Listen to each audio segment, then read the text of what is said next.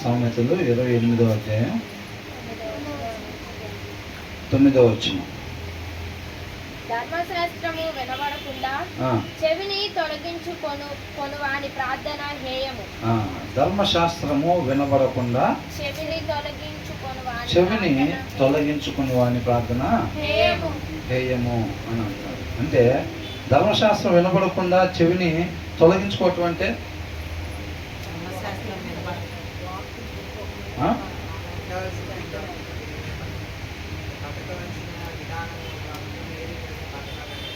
నేను ఏ ఉద్దేశం కొరకు సృష్టింపబడ్డానో ఆ ఉద్దేశం కొరకు మాత్రమే నేను జీవించాలి అనే ఉద్దేశము లేకపోవటము. ఏంటంట? ఏ ఉద్దేశం కొరకు నేను సృష్టింపబడ్డానో ఆ ఉద్దేశం కొరకు మాత్రమే జీవించాలి అనే ఉద్దేశం లేకపోవటం. అర్థమవుతుందండి? యేసుక్రీస్తు వారు ఏమన్నారు? నా ఇష్ట ప్రకారం కాకుండా నన్ను పంపించిన తండ్రి చిత్త ప్రకారం మాత్రమే నేను జీవించాలని ఆశ ఆలోచన కలిగి జీవించాలన్నమాట. మరి ఆయన్ని పోలి జీవించాలంటే మనం కూడా ఎలా ఉండాలి? మన సృష్టికర్త ఉద్దేశ ప్రకారంగా మాత్రమే నేను జీవించాలి అనే ఆలోచన కలిగి మనం ఉండాలి. అవునా కదా? కాబట్టి ఇక్కడ ఏంటంటే ధర్మశాస్త్రము వినబడకుండా చెవిని తొలగించుకున్న వాని ప్రార్థన హేయము. అంటే ఇప్పుడు పని మీద వెళ్తున్నాం అనుకోండి, ఎవరిని తలో ఒక ఆలోచన చెప్తూ ఉంటారు. ఇప్పుడు ఇటు నుంచి ఎవరో ఒకళ్ళు ఆలోచన చెప్తున్నారు అనుకోండి, నేను ఆలోచన చెప్తే రారా వెళ్దాం అంటే ఆగ్రా వాడు ఏదో చెప్తున్నాడు, పదరా వాడు చెప్తే వాడు చెప్పింది మనం చేసేదేమో. వాళ్ళు చెప్పే ఆలోచన చేసే ఉద్దేశం లేకపోతే ఏం చేస్తాం? వాళ్ళు చెప్పేది వింటామా వినమా? వినము. అవునా? వెళ్ళిపోతూ ఉంటాం. అది వాడు ఏదో చెప్తున్నాడు, వాడు చెప్తాడు కదా, వాడికి ఏం తెలుసు? దాని ప్రకారం మనకు చేసే ఆలోచన ఉంటేనే కదా వినేది. వినకుండా వెళ్ళిపోతున్నాం అంటే దాని ప్రకారంగా ఉండే ఆలోచన మనకి లేదు అని అర్థం అన్నమాట. ఇక్కడ ధర్మశాస్త్రము అని అంటే దేవుని మాట. అవునా? దేవుని మాట ప్రకారంగా ఉండే ఆలోచన లేని వాళ్ళు ఏం చేస్తారు? దాన్ని వినబడకుండా చెవుని తొలగించుకుంటారు అన్నమాట. కొంతమంది ఏం చేస్తారంటే వచ్చి ఇక్కడ కూర్చుంటారు.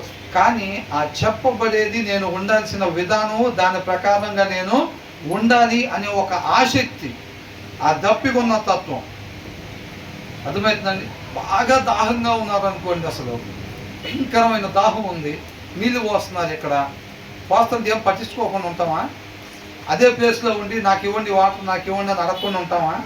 ఏం చేస్తాం? ఆ ప్రదేశంలో కొన్ని ప్లేసుల్లో నీళ్లు రావు అసలు. ఆ ప్లేస్లోకి వాటర్ ట్యాంక్ వచ్చింది. వాటర్ ట్యాంక్ వచ్చినప్పుడు ఎలా ఉంటుంది అక్కడ? అసలు మాకుపోయింది ముందు నీళ్ళు అని చెప్పి బిందెలు, మా బిందె ముందు మేము వచ్చాము అని చెప్పి, అంటే వాళ్ళు ఎంత ఆశపడుతున్నారు దానికోసం, ఆ నీళ్ళ కోసం. వస్తే వచ్చింది కదా. ఇక్కడికి నీళ్ళు వచ్చి 4 రోజులు అవుతున్నాయి అనుకోండి, ఏరియాకి వాటర్ ట్యాంక్ వచ్చింది, వస్తే వచ్చింది కదా అనుకుంటారా? అట్లా ఉంటే ఏమైంది? తాగడానికి నీళ్ళు ఉండవు. లేకపోతే ఏమైంది? వాళ్ళ ప్రాణాలు పోతాయి. అవునా?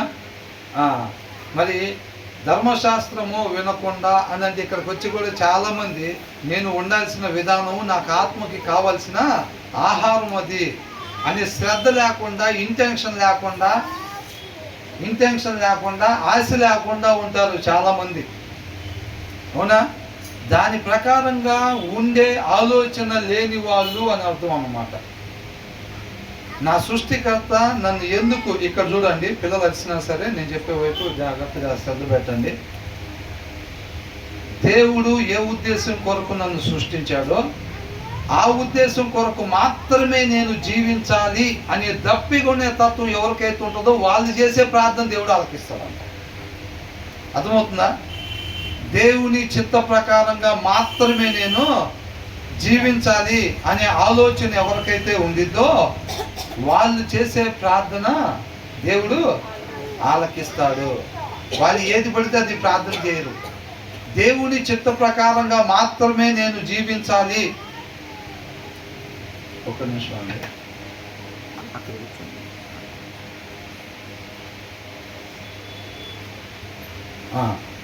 ఏంటంట, దేవుని చిత్త ప్రకారంగా మాత్రమే నేను జీవించాలి అనేవాళ్ళు, ప్రభువా నాకు పెద్ద కారు దయచేయి ప్రభువా, పెద్ద బంగ్లా దయచేయి ప్రభువా, గొప్ప పదవి దయచేయి ప్రభువా నాకు ఇక్కడ, ఇలాంటి ప్రార్థన చేస్తారా?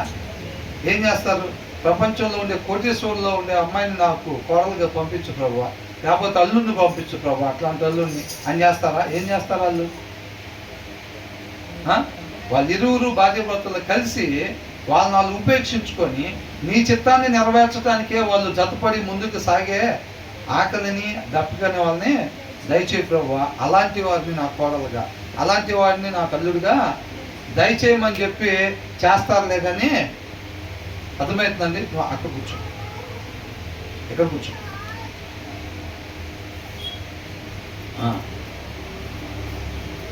అక్కడ కూర్చో. వెంటనే పుడుతుందన్న ఉద్దేశంతో కిందకు చూస్తూ ఉంటారు, కాన్సన్ట్రేషన్ లేకుండా. అవునా?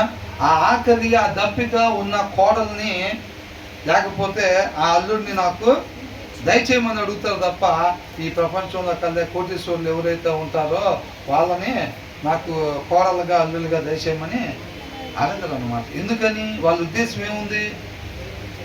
దేవుడు నన్ను ఎందుకోసం సృష్టించారో దాని కొరకు మాత్రమే నేను జీవించాలి అనే ఆశ కలిగి ఉన్నారనమాట. ఆ ఉద్దేశం ఉన్నప్పుడు వాళ్ళు చేయాల్సిన రీతిగానే ప్రార్థన చేస్తారన్నమాట. ఆయన చిత్తానుసారంగానే ప్రార్థన చేస్తారు. ఆయన చిత్తాన్ని నెరవేర్చడానికి ఏం కావాలో దాని గురించే వాళ్ళు ప్రార్థన చేస్తారు. దాని కొరకే సహాయం చేయమని అడుగుతారనమాట. అవునా? ఆ ప్రార్థన దేవుడు ఆలకిస్తాడంట. ఆయన మాటను వినే ఆలోచన లేకపోవటం అంటే నీ చిత్తానుసారంగా నువ్వు చెప్పే సలహా ప్రకారంగా, నువ్వు చెప్పే మాట ప్రకారంగా జీవించే ఆలోచన నాకు లేదు అని చెప్పటం అన్నమాట. వాక్యం చదవకపోవటం అంటే, వాక్యం చదవకపోవటం అంటే ఏంటి? నీ మాట ప్రకారంగా జీవించే ఆలోచన నాకు లేదు. ఆ రోజు అవ్వ కూడా ఏం చేసింది? తినకుండా ఉండాలనేది దేవుని ఇష్టం అని తెలియపరిస్తే ఆమె ఏం చేసింది? తినేసింది. అంటే ఆమె క్రియ ద్వారా దేవుడికి ఏం తెలియపరిచింది? నీ మాట ప్రకారంగా జీవించే ఆలోచన నాకు లేదు. తిరస్కరించింది, రిజెక్ట్ చేసింది అన్నమాట. అవునా? ఇప్పుడు మోషే కూడా ఆ బండతో మాట్లాడు నీకు నీళ్ళు ఇచ్చిద్దని రెండోసారి చెప్పినప్పుడు కర్రతో కొట్టాడంటే ఆ ఉద్దేశం ఏంటి? తిరుగుబాటు చేసావు అని అన్నాడు దేవుడు. అంటే నీ మాట ప్రకారంగా చేసే ఆలోచన నాకు లేదని తన క్రియ ద్వారా తెలియపరుచున్నట్టు. అవునా కదా? ఇక్కడ ఏమని అంటున్నారు? ధర్మశాస్త్రమును వినబడకుండా చెవిని తొలగించుకునేవారు. If one turns away his ear from hearing the law, దేవుని వాక్యం వినకుండా శ్రద్ధని పక్కకి పెట్టేసేవాళ్ళు. అంటే వాక్యాన్ని ఏమంత అవసరం ఉందండి? వాక్యం చదవాల్సిన అవసరం? ఎవరు వాక్యం చదువుకుని ఉంటారు రోజు? ప్రతి క్షణం ఆయన చిత్త ప్రకారంగా, ఆయన ఆత్మ నడిపింపు ప్రకారంగా మాత్రమే నేను జీవించాలనే ఒక భయము, వణుకు లేనోళ్ళు చదవరు. అంత అవసరమే ఉంది వాళ్ళకి. అవునా? నడవకపోతే కదా. ఇప్పుడు ఆయన మాట నడపకపోతే ఆల్రెడీ ఇంకొకటి నడిపిద్ది. ఏంటది? ఆయన హృదయంలో ఉండే స్వాభావికముగా ఉండే మూఢత్వం నడిపిద్ది అనమాట. ఎటు నడిపిద్ది? నాశనానికి నడిపిద్ది అనమాట. నాశనానికి నడిపిద్ది. ఆ భయము, వణుకు లేనోళ్ళు ఏం చేస్తారు? వాక్యము చదవరు. ధర్మశాస్త్రము వినకుండా చెవిని తొలగించుకోవటం అని అంటే అది. మనం చదవటం అంటే ఆయన మాటను వినటం అన్నమాట. మన సృష్టికర్త యొక్క మాటను వినటము, మన ఆత్మకి ఆహారము అందించటము. నేను ఉండాల్సిన రీతిగా మాత్రమే, నా సృష్టికర్త ఉద్దేశ ప్రకారంగా మాత్రమే నేను జీవించాలంటే అది కావాలన్నమాట. అర్థమవుతుందండి? ఆయన జ్ఞానము, ఆయన వివేకం, ఆయన తెలివి, ఆయన ఆలోచన, ఆయన బలము, ఆయనందు భయభక్తులు కలిగి ఉండే తత్వం మొత్తం కూడా దాంట్లో నుంచి వచ్చింది. అది దేనికి అవసరం? అది ఆయన చిత్తాన్ని మాత్రమే నెరవేర్చడానికి అవి అవసరం. వీళ్ళు చదవట్లేదంటే అర్థం ఏంటి? వీళ్ళకి అది అవసరం లేదు. అవునా? ఎందుకని? వీళ్ళ ఇష్టాన్ని నెరవేర్చుకోవటానికి అవి అవసరంలా. అవునా కాదు? ఈ లోకంలో డబ్బు, హోదా, పేరు, పలుకుబడి ఇలాంటివి సంపాదించుకోవాలని అంటే, ఈ లోకంలో విలువైనవి అని పేరుగాంచినవి సంపాదించుకోవాలంటే ఈ అవసరంలా, దేవుడు మాట అవసరంలా. అది చదవకుండా ఉంటే ఏమైంది? ఈ లోకంలో వాళ్ళు ఇన్స్పిరేషన్ పెట్టుకొని ఎవడైతే ఎక్కువ మోసాలు చేసి డబ్బులు సంపాదిస్తున్నాడో, అడ్డదారులు వెళ్ళిపోయి పదవులు సంపాదిస్తున్నారో వాళ్ళని చూసి ఇన్స్పైర్ అయ్యి వాళ్ళు ఎలా చేస్తున్నారో కనుక్కుంటే దాని ప్రకారంగా మనం కూడా వెళ్ళిపోవచ్చు. దానికి వాక్యం అయిన దేవునితో సంబంధం ఏమీ అవసరం లేదన్నమాట. అర్థమవుతుందండి? వాళ్ళు చదవకుండా ఉంటారు. నా సృష్టికర్త ఉద్దేశ ప్రకారంగా మాత్రమే నేను జీవించాలనే ఆలోచన, ఉద్దేశం, ఆ దప్పికున్న తత్వం లేని వారి ప్రార్థన దేవుడు వినడు. వాళ్ళ ప్రార్థన దేవుడికి అసహ్యము అంటున్నాడు. అర్థమవుతుందండి? హేయము అని అంటున్నాడు. If one turns away his ear from hearing the law, even his prayer is an abomination, detestable అని అంటున్నాడు. Even their prayers are detestable. దేవుడికి అసహ్యం అంట. ఏ ప్రార్థనలు? వాక్యము చదవకుండా ఉండేవారి ప్రార్థనలు దేవుడికి అసహ్యము. నువ్వేదన్నా చేయగాక, ఏ ప్రార్థన చెయ్యి, నువ్వు వాక్యము చదవని జీవితం అయితే గనక, ఆ సారాంశం కొరకు దప్పికొని ఉండే తత్వం నీకు లేకపోతే నువ్వు చేసే ప్రార్థన దేవుడు ఆలకించడు. నువ్వు ఎవరైనా కావచ్చు గాక, పుట్టు క్రైస్తవుడు కావచ్చు, బాప్తిసం తీసుకుని 5 ఏళ్ళు అయి ఉండొచ్చు గాక, చెప్పేవాడివి కావచ్చు గాక, వినేవాడివి కావచ్చు గాక, పాటలు పాడేవాడివి కావచ్చు గాక, ప్రార్థన చేసేవాడివి కావచ్చు గాక. మనం బయట ఎలా జీవించొచ్చామనేది దేవుడు చూడడు. బయట వాళ్ళతో వీళ్ళతో వాక్యానికి విరుద్ధంగా మనం ప్రవర్తించొచ్చి, వాక్యానికి విరుద్ధంగా మనం మాట్లాడించొచ్చి, వ్యవహరించొచ్చి, ఆలోచన చేసుకొని వచ్చి ప్రవర్తించొచ్చి ఇక్కడికి వచ్చిన తర్వాత ఎత్తిపట్టి ప్రార్థన చేసేది దేవుడు ఆలకించడు. ఖచ్చితంగా దాన్ని పరిగణలోనికి తీసుకుని అక్కడ దాని ప్రకారంగా ఇక్కడ ప్రార్థన దేవుడు ఆలకిస్తాడు. అర్థమవుతుందండి? మనం బయట మన తోటి వారితో ఎలా పడితే అలాగా ఉండి వాక్యానుసారంగా జీవించకుండా ఇక్కడికి వచ్చి మనం ప్రార్థన గంట సేపు చేసినా, 2 గంటలు చేసినా, ఎలాంటి పదాలతో చేసినా, ఎంత అద్భుతమైన పదాలు జతపరిచి మనం ప్రార్థనలో పలికినా ఆ ప్రార్థన దేవుడు వినడు. పైగా ఆయనకి అసహ్యాన్ని కలిగిస్తే అంట. వాళ్ళు కానుకలు తెచ్చారు, తేకుండా ఏమీ లేరు. ఆయన ఏమన్నాడు? వాళ్ళు ఆయన మందిరానికి వస్తున్నారు, రాకుండా ఏమి లేరు. మిమ్మల్ని ఎవరు రమ్మన్నారు నా మందిరానికి అంటున్నారు. నా సన్నిధికి మిమ్మల్ని రమ్మన్నవాడు ఎవడు? మీరు ఇచ్చే కానుకలు మీరు చేతులు చాపితే నాకు అసహ్యం పుడుతుంది అంటున్నాడు. ఎందుకని? పాడైనవి తెచ్చారా? మంచియే తెచ్చారు. ఎక్కడో ఉండి ప్రార్థన చేశారా? కాదు, ఆయన సన్నిధికే వచ్చారు. ఏమంటున్నాడు? ఎవరు రమ్మన్నారు? మీరు చేసే ప్రార్థన నాకు అసహ్యంగా ఉంది, మీరు ఇచ్చే కానుకలు నాకు అసహ్యంగా ఉన్నాయి అని అంటున్నాడు. ఎందుకని? వాళ్ళు ఇక్కడ మోకాలు వేయలేదా? వేసారు. కానుక మంచిది కాదా? మంచిదే. మరి ఎందుకు నచ్చదు ఆయనకి? బయట ప్రవర్తన, మీ జీవిత విధానం అది ఎలా ఉందంట? మీ ఇష్టాన్ని నెరవేర్చుకునేదిగా ఉంది. అర్థమవుతుందండి? మీ ఇష్టాన్ని నెరవేర్చుకునేదిగా ఉంది అది అంటున్నాడు. కాబట్టి ప్రార్థన బాగా చేయాలి. ఎప్పుడు చేయాలి? ఆయన చిత్తానుసారంగా మాత్రమే ఉండాలని అంతరంగంలో నిజమైన దప్పిక కలిగి ఉంటే నువ్వు చేసే ప్రార్థన ఆయన చిత్తాన్ని నెరవేర్చడానికి ఏమేం కావాలో అవి ప్రార్థిస్తాం అన్నమాట. అటువంటి సహవాసం దేవునితో కలిగి ఉంటాం అన్నమాట. అర్థమవుతుందండి? అప్పుడు నువ్వేమేం కావాలి, నువ్వు ప్రార్థన చేసే ప్రతి మాట గురించి ఆయన ఎదురు చూస్తూ ఉంటాడు. నీతిమంతుల ప్రార్థన ఆయన ఆలకిస్తాడంట. నీతిమంతులుగా లేని వారు ప్రార్థన ఆయన ఆలకించడం, ఆయన ముఖం పక్కకి తిప్పేసుకుంటాడు. నువ్వు 7 వారాలు చేస్తావో, 70 వారాలు చేస్తావో, 7 గంటలు చేస్తావో. అర్థమవుతుందండి? ఎన్నిసార్లు నువ్వు చేసినా నేను ఇంతసేపు చేసిన నా ప్రార్థన దేవుడు ఆలకించుంటాడు అని నిన్ను నువ్వు మోసం చేసుకోవటమే తప్ప ఆ ప్రార్థన దేవుడు ఆలకించడు. పైగా ఆయనకి ఆ ప్రార్థన అంటే అసహ్యం కలిగిద్ది అని అంటున్నాడు. అర్థమవుతుందండి? భలే మోసం చేసాం, వాళ్ళని చేసాం మోసం, ఇంతసేపు ప్రార్థన చేసి వీళ్ళని చేసాం, భలే పదాలతో ఇవాళ బాగా సెట్ అయ్యింది ప్రార్థన అని వాళ్ళను మోసం చేసాం, వీళ్ళకు మోసం చేసాం. ఈ బ్రదర్ చాలా ప్రార్థన పరుడు, అందుకని అంత అందంగా ప్రార్థన చేయగలిగాడు, ఇనసొంపుగా ప్రార్థన చేయగలిగాడు. హన్నా ఎలా ప్రార్థన చేసిందంట? హన్నా ప్రార్థన ఇనసొంపుగా ఏది కనిపించిందా? ఆమె బాడీ లాంగ్వేజ్ చూస్తేనంట ఇంకెంతసేపు మత్తురాల్లాగా ఉంటావు అని అన్నాడు. అవునా? ఆమె మూలుగులతో ప్రార్థన చేస్తుంది. ఆయనకి వినపడేటట్టుగా వినసొంపుగా ఉండే పదాలతో కాదు, ఆమె హృదయాన్ని అంతా ఆయన సన్నిధిలో కుమ్మరించుకుందంట. మూలుగులతో ప్రార్థన చేస్తుంది. ఆ ప్రార్థన దేవుడు ఆలకించాడా లేదా? చూసే వాళ్ళకి ఎట్లుంది? ఎంతసేపు మత్తురాల్లాగా ఉంటావు అని అనుకున్నాడు. జనాల కోసం కాదు, జనాలు చూసేవాళ్ళు చెప్తారు అద్భుతమైన పదాలతో చేసేవు నువ్వు ప్రార్థన. అది కాదు అది కావాల్సి. ఆయన అంతరంగాన్ని చూస్తాడు. ఆయన ఉద్దేశ ప్రకారంగా మాత్రమే నేను జీవించాలి. జుంటె తేనె దారుల కన్నా, వెండి బంగారాల కన్నా విలువైంది, మధురమైంది, వెలకట్టలేని ఆయన మాట, నేను ఉండాల్సిన విధానము అని దప్పికొన్న తత్వం ఎవరైతే అంతరంగంలో వాళ్ళ హృదయంలో కలిగి ఉంటారో సొంకలు మూసుకొని నిద్రపోవద్దు. అర్థమవుతుందండి? అంతరంగంలో ఆ దప్పికొన్న తత్వం ఎవరికైతే ఉండిద్దో, ఆ ఉద్దేశం ఎవరికైతే ఉండిద్దో వారి ప్రార్థన దేవుడు ఆలకిస్తాడు అని వాచన సారాంశం అన్నమాట. అర్థమవుతుందండి?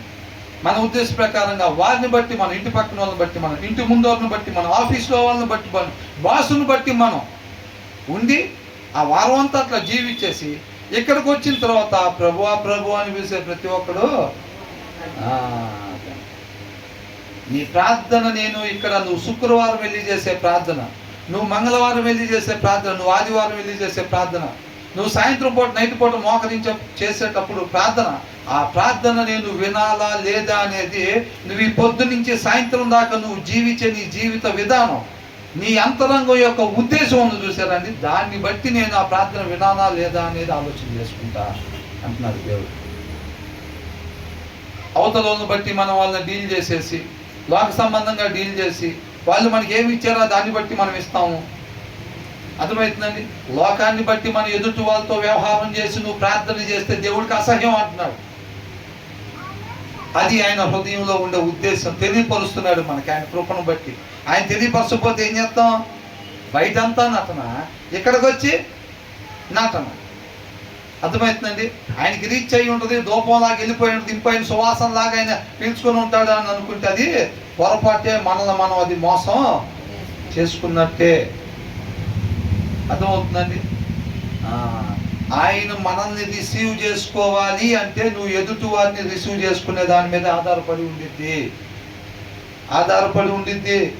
ఫస్ట్ పార్ట్ నువ్వే స్టార్ట్ చేయొచ్చు కాక, మెయిన్ ప్రేయర్ నీకే ఇవ్వచ్చు కాక, ఫెలోషిప్లో నీదే ప్రధాన పాత్ర అయి ఉండొచ్చు కాక, నీ పొరుగు వారిని నీకు వాక్యానుసారంగా దేవుని ప్రేమతో నువ్వు వ్యవహరించలేకపోతే, హృదయంలో ఆ ప్రేమ ఉన్న దేవుడు నీ హృదయాన్ని ఆక్యుపై చేసి లేకపోతే ఫుల్ ఫ్లెడ్జ్డ్గా నువ్వు చేసే ప్రార్థన కావచ్చు, నువ్వు చేసే క్రియ కావచ్చు, దేవుడి నామానికి మహిమకరంగా ఉండదు, పైపెచ్చు అసహ్యం కలిగించేదిగా ఉండిద్ది. నటన ఆయనకి అసహ్యం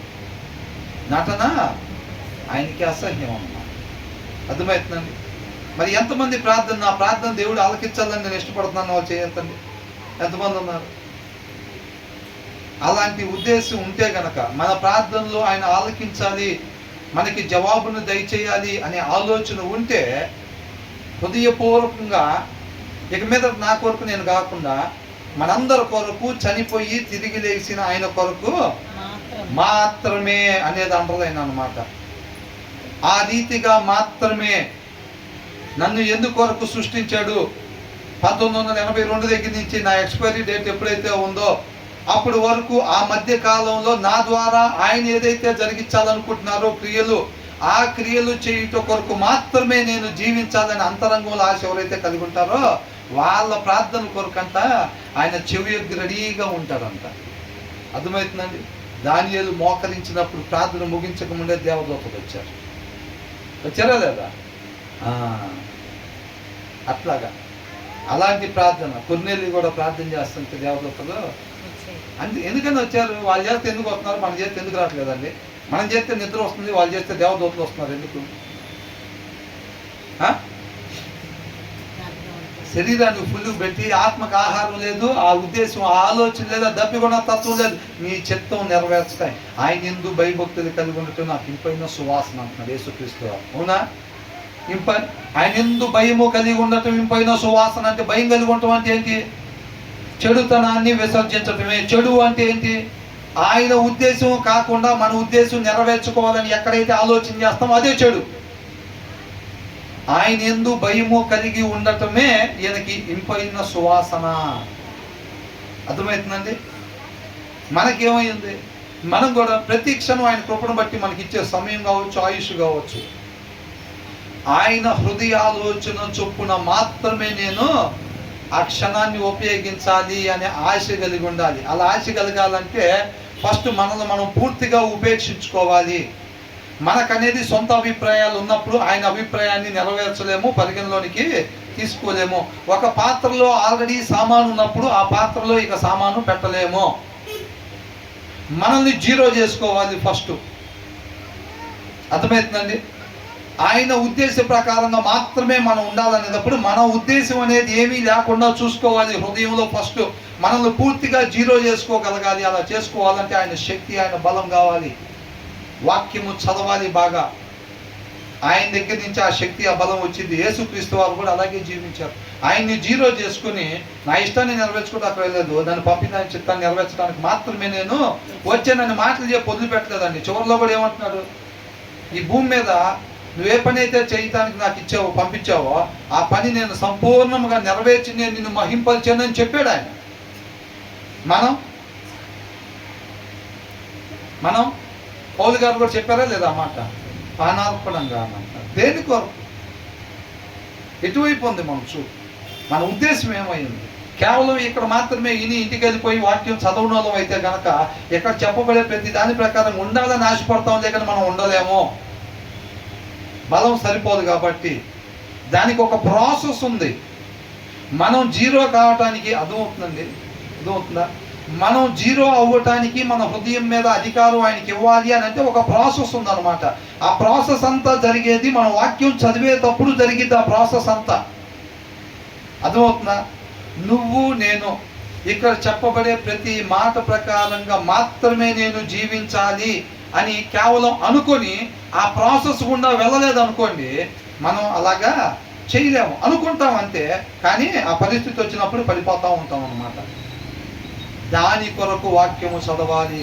శ్రద్ధ కలిగి వాక్యము చదివేటప్పుడు అప్పుడు ఆ బలాన్ని దేవుడు మనకి ఇస్తాడు. దేవుడు కూడా ఇంటి దగ్గర, యేసుక్రీస్తు వారు కూడా ఇంటి దగ్గర ఉండి అనుకోవచ్చు కదా, నేను తండ్రి చిత్త ప్రకారం మాత్రమే జీవించాలి అని అనుకొని వెళ్ళిపోవచ్చు. ఆయన కాలనీలోకి స్వస్థతలు చేయడానికి కావచ్చు, ఒక మాదిరిని కనపరచడానికి కావచ్చు, వెళ్ళిపోవచ్చు కదా. ఎందుకు ఆ పెందలకాడనే లేచి అరణ్యంలోకి వెళ్ళి ఎందుకు ఏకాంతంగా సేపు ప్రార్థన ఎందుకు చేసేది? ఆ ప్రాసెస్లో జరిగిద్ది అన్నమాట. ఇది మొత్తం ఏదైతే అనుకుంటామో దాని ప్రకారంగా మాత్రమే జీవించే శక్తి, ఆ బలము ఆయన ప్రాసెస్లో ఇస్తాడు, ఆ ప్రార్థనలో ఇస్తాడు. ఆయన పాదాల చేత వాక్యము శ్రద్ధ కలిగి చదవటం ఆ సమయంలో ఇస్తాడు. అర్థమవుతుందండి? మీరు చూడండి, కావాలంటే వాక్యం చదవకుండా నేను ఆ రీతిగా ఉండాలని అనుకునే వాళ్ళు అనుకుంటారంటే, అడిగితే చెప్తారు మీరు దేని కొరకు జీవిస్తున్నారు, మీ ఆశ ఏంటి అని అంటే, మీ నిరీక్షణ ఏంటనంటే నేను తండ్రి చిత్తం నెరవేర్చడమే నా నిరీక్షణ అని చెప్తారు అంతే. ఆ చదువుని వాళ్ళు చేయలేరు, వాళ్ళ జీవితంలో అది కనపడదు. ఏంటి ఇది చెప్పిన మాటకను ఇలా జీవితంలో విధానం వేరేలాగా ఏంటి? ఎందుకని ఉంది? వాళ్ళ ప్రాసెస్ గుండా వెళ్ళాల.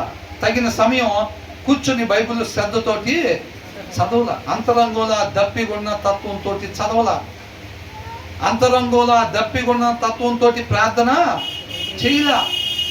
ఆ తగిన సమయం దేవుడితో గడపలేదు. ఆ ప్రాసెస్ గుండా వెళ్ళకపోవటం వలన వాళ్ళు అనుకుంటారు ఇలా ఉండాలి, ఇలా చేయాలని, ఇక్కడ చెప్పబడినట్టుగా ఉండాలని అనుకుంటారులే కానీ ఆ పరిస్థితి వచ్చినప్పుడు ఏమవుతారు? పడిపోయేవారుగా, నిలబడలేని వారుగా ఉంటారన్నమాట. అర్థమవుతుందండి? కాబట్టి మనం ఇక్కడికి వచ్చేదో ప్రార్థన చేసేస్తే దేవుడు ఆలకిస్తాడు అనేది కాదు. ప్రతి ఒక్కరు ప్రార్థన ఆలకిస్తాడు. ఎప్పుడు?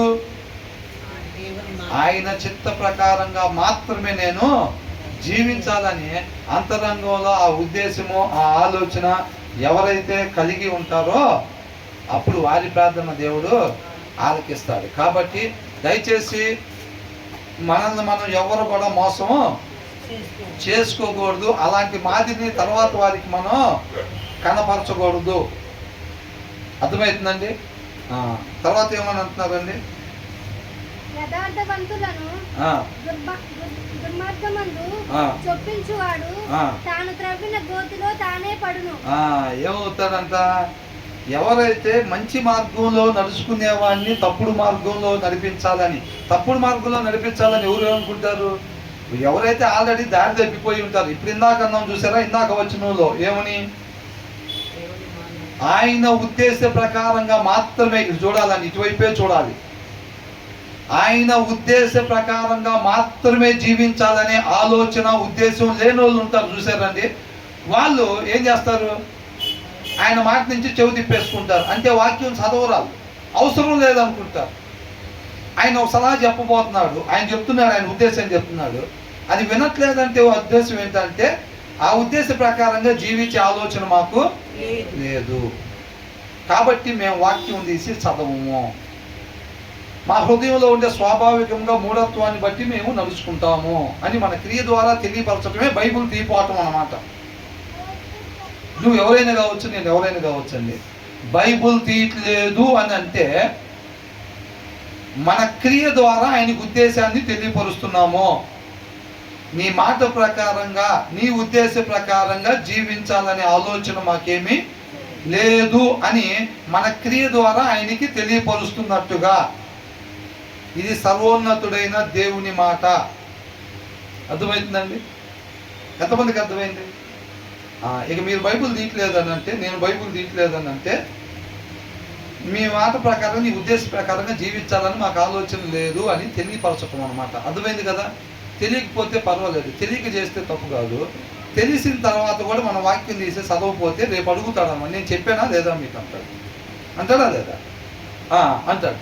ఎవరైతే వాక్యం తీసి చదవరో, ఇప్పుడు ఈ వాక్యం అయిపోయిన తర్వాత ప్రార్థన చేయమంటే, ప్రభువా నువ్వు ఏదైతే చెప్పావో 9వ వచనం ప్రకారంగా, 10వ వచనం ప్రకారంగా, 11వ వచనం ప్రకారంగా, 12వ వచనం ప్రకారంగా ఏదైతే నువ్వు చెప్పావో దాని ప్రకారంగా మాత్రమే నేను ఉండాలని ప్రార్థన చేసుకుంటే అది వెళ్ళిపోతారు. ఇంటికి వెళ్ళి వాక్యం చదవరు కాబట్టి ఇంటి పక్కన వాళ్ళు ఏం చేస్తారని వాళ్ళు అట్లా చేస్తే నేను అట్లా చేయాలన్నట్టుగానే ఉంటుంది హృదయం.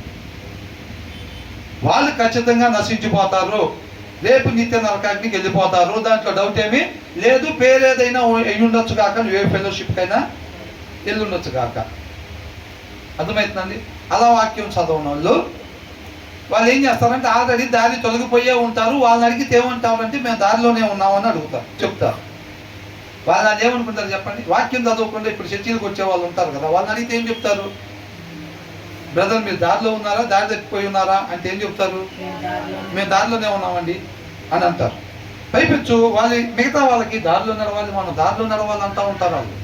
వాళ్ళే ఆల్రెడీ దారి తొలగిపోయి ఉంటారు అన్నమాట. వాళ్ళు ఆల్రెడీ దారి తొలగిపోయి వాళ్ళ జీవిత విధానం ద్వారా పక్కన వాళ్ళకి ఏం తెలియపరుస్తూ ఉంటారు చెప్పండి? నీతిమంతుల నోట్ల నుంచి వచ్చే మాట జీవోపు ఓట, అది వారికి జీవాన్ని కలిగించింది, అట్ ద సేమ్ టైం ఎదుటి వారికి కూడా జీవాన్ని కలిగించింది. మన జీవిత విధానం యేసుక్రీస్తు వారు ఆయన జీవించి దాన్ని మనకి మాదిరిగా, మనకి ఆస్తిగా, వారసత్వంగా అందించేశాడు అన్నమాట. అవునా? నువ్వు నేను కూడా ఆ వాక్యాన్ని అనుసరించి జీవించటం ద్వారా మనం నిత్య జీవానికి వెళ్తాము. అట్ ద సేమ్ టైం తర్వాత వారికి కూడా అది ఒక మాదిరిగా మనము కనపరుస్తాము. అది ఆస్తిగా, వారసత్వంగా అందిస్తాం అన్నమాట. నన్నుగా నువ్వు తెలుసుకొని నీ కుమారులకు, వాళ్ళ కుమారులకి తెలియపరచాలి. ఎలాగా? నువ్వు చదవకుండా, నువ్వు దాని ప్రకారం ఉండకుండా పిల్లలకి చదువు చదువు చదువు అని చెప్పటం కాదండి. నన్నుగా నువ్వు తెలుసుకోవాలంట ఫస్ట్. అంటే దాని ప్రకారంగా ఫస్ట్ నువ్వు నడుచుకోవాలి.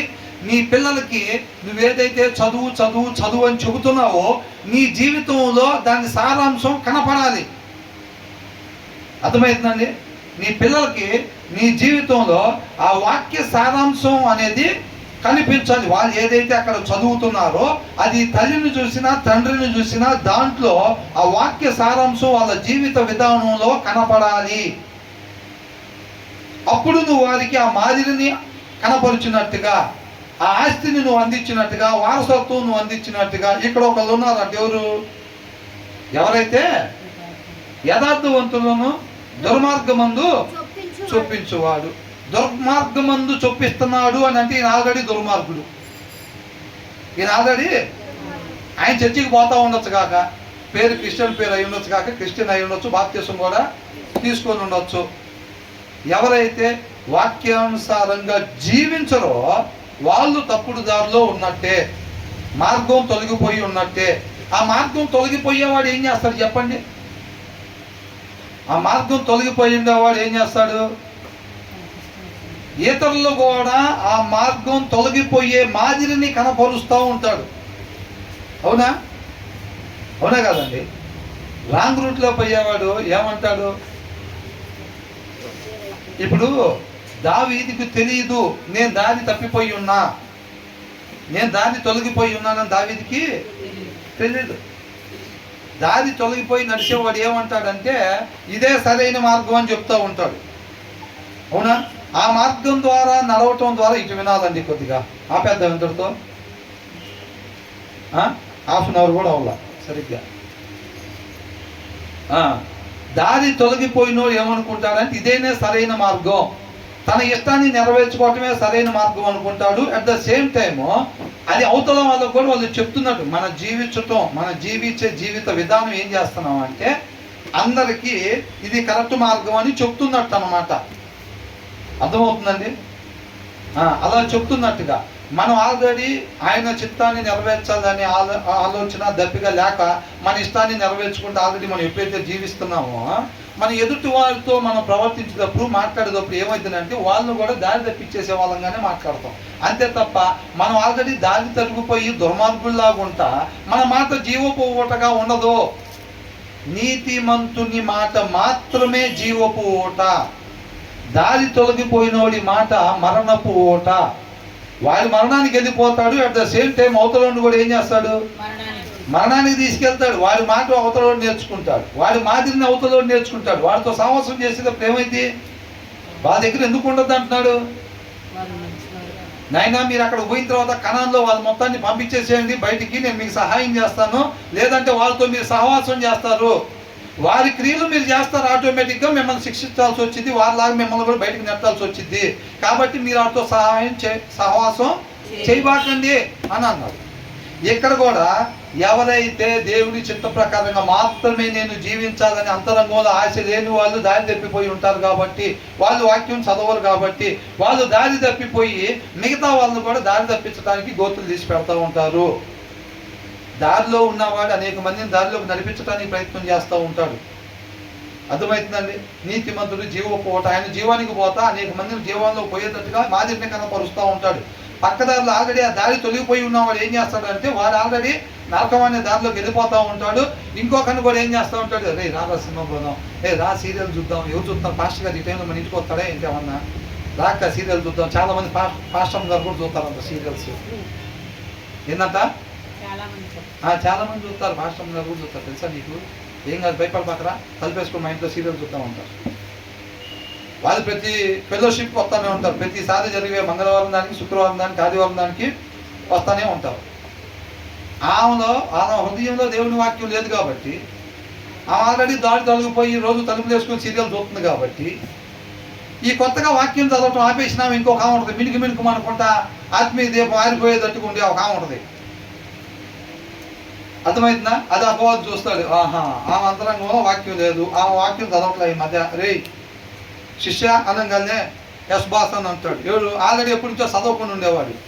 అక్కడ ఈ మధ్య చదవకుండా ఉంటున్నారు, నువ్వు వెళ్ళి ట్రై చేస్తే పడిపోతారు, మన బ్యాచ్ చేరిపోతారు రా అనగానే ఓకే ప్రభు, అదే ప్రభావ గారు సారీ, ఓకే బాస్ అని చెప్పి అక్కడికి వెళ్ళిపోయి ఏం చేస్తాడు? అక్క ఏం చేస్తున్నావు?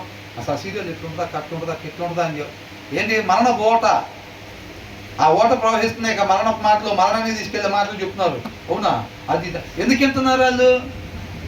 అవతల రోజులు ముచ్చట్లు వినకూడదు కాదు, ఎందుకు వెళ్తున్నారు? బలం లేదు లోపల, వాక్యం చదవటం ఆపేది ఈ మధ్య.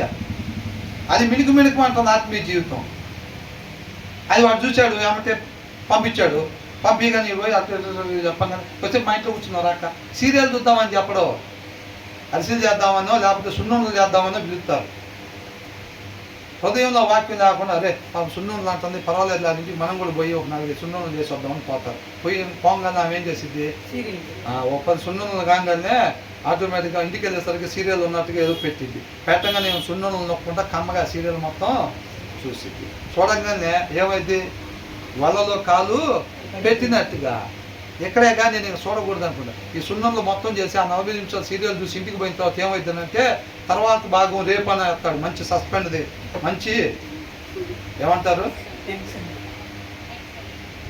దాని తర్వాత ఏమైందో అని తెలుసుకునే ప్లేస్లో ఎమ్మడే తర్వాత భాగం రేపు అన్న వేస్తాడు.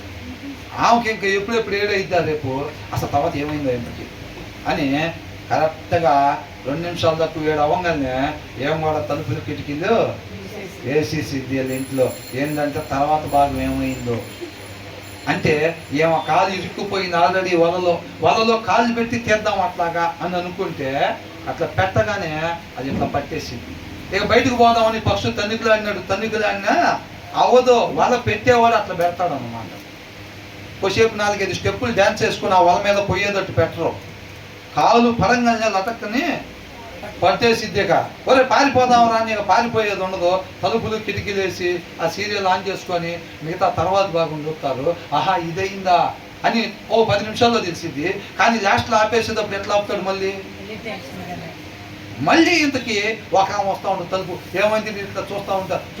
చూసి కరెక్ట్గా తర్వాత భాగం ఇంతగా వచ్చిందా అంటే ఎవరు వచ్చారు అనేది కాదు, ఏమొచ్చింది ఈ లోపలే తర్వాత భాగం రేపు సాయంత్రం 7 గంటలకు వచ్చి వీళ్ళకే తెలియదు. ఆటోమేటిక్గా రేపు సాయంత్రం 2 నిమిషాల దాకా 7 గంటలకల్లా కిటికీలు తలుపు లాస్టీస్గా కొనసాగిపోతానే ఉంటుంది. ఆహారం వెళ్ళిపోతానే ఉంటుంది. అది వెళ్ళి ఊరుకుంటుందా? అది లోపలికి వెళ్ళి హృదయంలో చెయ్యాల్సిన పని చేస్తూ ఉంటుంది. నువ్వు ప్రభావితం అయిపోతావు అంతే. అర్థమవుతుందండి? అలాగా ఎవరైతే దారి తప్పిస్తూ ఉంటారన్నమాట. ఇక్కడ ఏమంటున్నాడు, యథార్థవంతుల్ని దుర్మార్గమందు చొప్పించువాడు ఏం చేస్తారు? వీళ్ళు ఆల్రెడీ అవతలను పడగొట్టడానికి. యథార్థవంతులు అంటే ఒకవేళ నేను ఆయన ఉద్దేశ ప్రకారంగా మాత్రమే నేను జీవించాలని ఆలోచన కలుగుంటే ఆయన కాపాడుతాడు. ఏది ఇందాక వచనంలో ఉంది చూసారా, ధర్మశాస్త్రం వినబడకుండా చెవిని తొలగించుకునే వాని ప్రార్థన హేయమో. నా సృష్టికర్త ఉద్దేశ ప్రకారంగా మాత్రమే నేను జీవించాలనే ఆశని అంతరంగంలో లేకపోతే నువ్వు ఎంత విస్తారమైన ప్రార్థన చేసిన ఆయనకి అసహ్యమో, ఎంత అందమైన పదాలతో ఆ ప్రార్థన చేసిన ఆయనకి అసహ్యమో. అర్థమవుతుందండి? ఆయన కృపను బట్టి మనకిచ్చే ప్రతి క్షణం కూడా ఆయన హృదయాలోచన చొప్పున మాత్రమే దాన్ని ఉపయోగించాలని ఆలోచన నీకుంటే నువ్వు మోకరిచ్చేటప్పుడు అంట దానియేలు మోకరిస్తే జవాబులు వచ్చినట్టుగా మనకు కూడా జవాబుని పంపించేస్తూ ఉంటాడు. ఆ ఉద్దేశం లేకపోతే నువ్వు నేను ఎంతసేపు ప్రార్థన చేసిన ఉపయోగం ఏమీ లేదు. ఒకవేళ ఇప్పుడు ఇక్కడ అట్లాగే నువ్వు ఎవరైతే ఒకవేళ వాళ్ళు చక్కగా వాక్యం చదువుకుంటా ప్రతిరోజు ఆయన చిత్తానుసారంగా మాత్రమే ఉండాలని అంతరంగంలో ఎవరైతే అనుకుంటారో అట్లాంటి వాళ్ళని పడేయటానికి అపోది ప్రయత్నం చేస్తాడా లేదా? వాళ్ళ దగ్గర కూడా పంపిస్తాడు ఏదని ఇది ప్రయత్నం చేయండి పడతాడేమో. అక్కడ ఫుల్గా వాక్యం ఉంది ఆయన హృదయంలో, అయినా మనం చేస్తూ ఉండాలి. అవునా? పోయి ట్రై చేస్తూ ఉంటాడు. అట్లాంటి వాళ్ళు ముందు గోతులు తీసి వాళ్ళ ఆత్మీయతలో నుంచి పక్కకి లాగేద్దామని మనం ప్రయత్నం చేస్తేనంట ఎవరైతే గుంతలు తీస్తాడో ఆ గుంటలో వాళ్ళే పడతారన్నమాట. వాళ్ళకే నాశనం వచ్చింది. అర్థమవుతుందండి? మరి ఎందుకు? మరి అలాంటి వాళ్ళని పడగొడతానికి ఇది చేసే ప్రతి ప్రక్రియ ఆ క్రియలు మొత్తం కూడా దేవుడు రాస్తాడా లేదా? నువ్వు ప్రయత్నం చేసిన ప్రతి ఒక్కటి అటెంప్టివ్ మర్డర్కి శిక్ష పడిద్దా పడదా? చంపడానికి ప్రయత్నం చేశారండి, అటాక్ చేశారు, పొరపాటును మిస్ అయ్యారు. కత్తులు తీసుకొని రోడ్డు మీద అమ్మడబడి అందరు జనం చూస్తూ ఉండగా ఒక 5-10 మంది కలిసి పరిగెట్టి ఆయన చంపడానికి వేటాడారు. సరే ఆయన దొరకలేదు. ఈ లోపల పోలీసు జీప్ వచ్చేది. పోలీసుకి ఆయన పట్టుకున్నప్పుడు ఆ వేటాడుతుంటే పోలీసులు వచ్చి ఆయన పట్టుకుంటే శిక్ష పడిద్దా పడదా? చంపడానికి ప్రయత్నం చేశారా లేదా? చేశారు కాబట్టి శిక్ష పడిద్ది అన్నమాట. అర్థమవుతుందండి? కాబట్టి ఇక్కడ కూడా ఏం చేశారు? ఏమండి ఆయన గోతిలో పడలేదు కదా, ఆయన ఆత్మీయతలో నుంచి తొలగిపోలేదు కదండి అని అంటే నువ్వు ప్రయత్నం చేసావా లేదా? ప్రయత్నం చేశాడు కాబట్టి దానికి తగ్గ శిక్ష పడిద్ది. రేపు రోజు నీకు ఆ గోతులో నువ్వే పడతావంటే ఈ లోక సంబంధమైన గొయ్యి ఒకటి చిన్న తీసి దాంట్లో పడేసి దేవుడు వదిలిపెట్టేది కాదు. ఆత్మీయంగా గోతులో పడిపోతాడు అన్నమాట. అంటే నిత్య జీవం కోల్పోతాడని అర్థం. అర్థమవుతుందండి? యథార్థవంతుల్ని దుర్మార్గం దారిలోకి మనం కానీ నడిపించడానికి చూస్తే కనుక ఏం చేస్తాం? Whoever misleads the upright into an evil way, చెడ్డ మార్గంలో ఒకరిని నడిపించడానికి మనం కానీ చేస్తే will fall into his own pit, వాళ్ళు తీసిన గోతులో వాళ్ళే పడతారు. But the blameless will have a goodly inheritance అన్నారు. బ్లేమ్లెస్, నింద లేకుండా ఎవరైతే జీవిస్తారో, వాక్యానుసారంగా మాత్రమే ఎవరైతే జీవిస్తూ ఉంటారో వాళ్ళు మంచి వారసత్వాన్ని పొందుకుంటారు అని అంటున్నాడు. ఏ వారసత్వం? దేవుడు మనకి మాదిరిని కనపరిచి వెళ్ళాడు కదండి. తండ్రి మాట ప్రకారంగా మాత్రమే ఆయన జీవించి ఆ మాదిరిని కనపరిచి మనకి ఆస్తిగా ఇచ్చి వెళ్ళాడు. ఆయన ఎక్కడున్నాడు అలా జీవించిన ఆయన? ఒక మనిషిగా జన్మించిన ఆయన ఎక్కడికి వెళ్ళిపోయాడు? పునరుద్ధానుడై తిరిగి లేచి మనిషి ఉండాల్సిన ప్రదేశంలోకి, తండ్రి దగ్గరికి వెళ్ళిపోయి అక్కడుండి మాదిరిని కనపరిచి ప్రతి మనిషి ఉండాల్సిన ప్రదేశం ఇది అని మనకి తెలియపరిచాడు అన్నమాట. ఆ వారసత్వాన్ని మనకు అందించాడు. ఎవరైతే నింద లేకుండా జీవిస్తారో, నువ్వు నేను అనుకునేది కాదండి నింద, ఇది మాదిరి. ఈ మాదిరిని, వాక్యాన్ని అనుసరించటాన్ని ఎవరైతే అతిక్రమిస్తారో అది నిందలు. అవునా? అది ఉండకూడని విధానము. వాక్యానికి విరుద్ధంగా ఎవరైతే జీవిస్తారో వాళ్ళు వాళ్ళ గోట్లో పడిపోతారు. వాక్యానుసారంగా మాత్రమే ఎవరైతే ఉంటారో వాళ్ళు ఏం చేస్తారు? ఆ వారసత్వం మనకి మాదిరిని కనపరిచాడు కదా యేసయ్య. అవునా? ఆయన ఎక్కడైతే ఉన్నాడో వీళ్ళు కూడా ఆ వారసత్వాన్ని పొందుకుంటారు. అంటే వీళ్ళు కూడా అక్కడికి వెళ్ళి ఉండాల్సిన ప్రదేశంలో, అంటే తండ్రి దగ్గర ఉంటారు. వాక్యానుసారంగా మాత్రమే ఎందరైతే జీవిస్తారో వాళ్ళు యేసయ్య ఎక్కడైతే ఉన్నారో అక్కడే మనం కూడా అందరం అక్కడికి చేరుకుంటాము. ఎప్పుడు? 3 పూట్ల ఆరాధనకు వస్తేనా? వారానికి 3 సార్లు వస్తేనా? 3 గంటలు ప్రార్థన చేస్తేనా? కనీసం 3 పాటలన్నా పాడితేనా? మరి ఎప్పుడు? మన సృష్టికర్త యొక్క ఉద్దేశ ప్రకారంగా మాత్రమే మనం ఎప్పుడైతే జీవిస్తామో, ప్రతి క్షణం యుద్ధ పోరాటం, యుద్ధంలో ఉన్నాము మనము. అవునా? ఆయన కృపను బట్టి మనకిచ్చే ప్రతి క్షణం మనల్ని జీరో చేసుకుంటా, ఆయన హృదయాలోచన చొప్పున మాత్రమే ఆ క్షణాన్ని ఉపయోగించుకుంటా, ఆ దినం ఆయన కృపను బట్టి మనకి ఇచ్చాడు. ఉదయకాలం లేకుండా ఏం చేయాలనుకున్నాం? ప్రార్థన.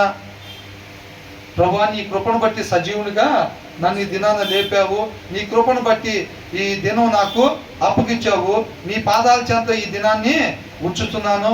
నా ఇష్ట ప్రకారంగా ఏమాత్రం కూడా నేను ఒక్క క్షణం కూడా ఈ దినంలో గడపకుండా నీ హృదయాలోచన చొప్పున నీవు ఈ దినం నాకు ఎందుకు ఇచ్చావో అందుకొరకు మాత్రమే నేను ఈ దినాన్ని గడిపి నీ నామానికి మాత్రమే సమస్త మహిమను క్రియల ద్వారా చెల్లించే కృపని దయచేయమని చెప్పి ఉదయకాలంలో ప్రార్థన చేసి ఆయన పాదాల చెంత దినాన్ని పెట్టి వెళ్ళినప్పుడు మన తరపున యుద్ధం ఆయన చేస్తాడు. ఈ దినం మొత్తం ఆయన చేసి జయాన్ని మనకు అప్పగిస్తాడు. చక్కగా నిద్రలోకి వెళ్ళేటప్పుడు మరలా ప్రార్థన, థ్యాంక్స్ గివింగ్ ప్రేయర్ చేసుకొని రేపటి దినం గురించి కూడా భయము వణుకు కలిగి ఆయన పాదాల చెంత, ప్రభువా నీ చిత్తము అయితే రేపటి రోజు నువ్వు మరలా నన్ను సజీవులుగా లేపితే కనుక ఈ దినం ఎలాగైతే గడిపానో అలాగే రేపటి దినం కూడా నన్ను పూర్తిగా ఉపేక్షించుకొని నీ హృదయాలోచన చొప్పున మాత్రమే గడిపి నీ నామాన్ని మాత్రమే క్రియలతో మహిమపరిచే కృపని దయచేయమని చెప్పి ప్రార్థన చేసుకొని పడుకోవాలి. ఆయన లేపితే రేపు కూడా ఇదే పని, ఆయన లేపకపోతే ఆయనకే మహిమ. అంతేనా కదా? అవునా? పుట్టికైనా చావైనా అది ఆయన నామానికి మహిమకరం. ప్రభా ఇప్పుడే కాదు ప్రభా, రేపే పెళ్ళి అనుకున్నాం, ఏందంట గంటలో తాళి కడతాడు అనుకున్నా సరే, పిల్లవాడు పాప కల్లారా పెళ్లి చూడాలనుకుంటామా? ఆయన గంటకు ముందు నువ్వు బయలుదేరి వచ్చాయంటే వెళ్ళిపోవటమే. అది గంట 5 నిమిషాలు అని, ప్రభు 5 నిమిషాలు వస్తున్నా, ప్రభు 5 నిమిషాలు కట్టరా తాళి అని చెప్పి 2 కళ్ళతో నువ్వు చూసి చక్కగా వెళ్ళిపోవచ్చున్నారు. కానీ ఎక్కడికి? ఎందుకని? ఆయన ఎప్పుడు రమ్మన్నాడు? 5 నిమిషాల ముందే పిలిచాడు. పిలిచాడా లేదా? ఎప్పుడు వెళ్ళావు? 5 నిమిషాలు తర్వాత. ఎవరిష్టాన్ని నెరవేర్చావు? నువ్వు చూడటం అది ఆయన ఇష్టం అయితే ఆయన చూడా లేదా? 5 నిమిషాల ముందు ఎందుకు పిలిచాడు అంటే మనం అది చూడటం ఆయనకి ఇష్టం లేదు. అంటే దయచేసి అపార్థం చేసుకోబాక. ఓహో అట్టని చూడా యేసయ్యా, ఎవడు సంతోషంగా ఏదన్నా శుభకార్యం చూస్తే ఆయన ఇష్టపడేవాడు కాదా యేసయ్య, అట్లా అనుకోబాకండి దయచేసి. విధేయత గురించి చెప్తున్నాం, సారాంశాన్ని మాత్రం తీసుకోండి దయచేసి. ఆయన 5 నిమిషాల ముందు చెప్తే అంతవరకు వదిలిపెట్టి ప్రభువా నీ చిత్తం అని ఎవరైతే అంటామో తర్వాత కార్యక్రమం ఆయనే చూసుకుంటాడు. వాళ్ళు ఎలా ఉండాలి, ఎలాగా ఆ పిల్లలు తండ్రిని మహింపరచాలి, దాని తర్వాత వచ్చే పిల్లల్ని ఎలా చూసుకోవాలి, అలాగా చూసుకుంటాడు. అర్థమవుతుందండి. అబ్రహాం గురించి ఒక మాట అన్నాడు, అబ్రహాము వాళ్ళ పిల్లలకి నా గురించి చెబుతాడని ఆయన ముందే ఎరిగి అని అన్నాడు. మీ గురించి నా గురించి ఏమనుకుంటున్నాడు ఆయన? అసలు అర్థం కాదు, ఇది ఏం చేస్తారు నాకేం అర్థం అవ్వట్లేదురా బాబు అనేటట్టు ఉందా మన జీవిత విధానం? ఎవడికి అర్థం కాకుండా బతకాలి, అదే తెలియగల వాళ్ళ తత్వం. మనం సృష్టించిన ఆయనకు కూడా అర్థం కాకూడదు మనం ఏం చేస్తున్నాము, ఏం చేస్తాము, ఎట్లా ఉంటాము, రేపు దినం ఎట్లా గడుపుతాం ఆయనకు కూడా అర్థం కాకూడదురా. అట్లా ఉంటున్నావా? ఎలా ఉంటున్నాం? అవునా? అలాగన్నమాట. అర్థమవుతుందండి. కాబట్టి అన్ని ఇచ్చిన తర్వాత కూడా నా యోగుని చూసేవా అన్నాడు ముందు. శ్రమల ద్వారా పరీక్షించిన తర్వాత కూడా ఏమంటున్నాడు? రెండోసారి కూడా నా యోగుని చూసేవా అని అంటున్నాడు. అన్నీ ఉన్నా లేకపోయినా ఏమంటున్నాడు?